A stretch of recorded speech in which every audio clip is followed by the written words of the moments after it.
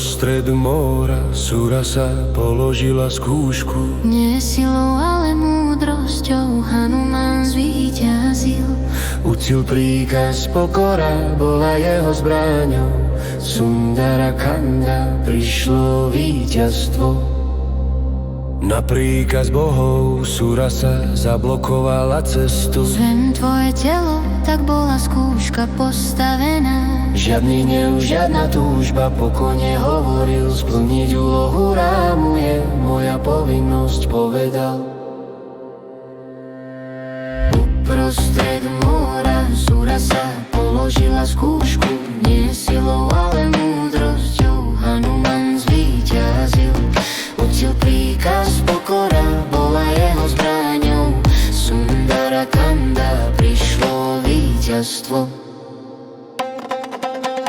Rástol a zmenšoval sa, vstúpil do jej úst a vyšiel von. Vonku sa pokorne uklonil s úctou. Surasa pochválila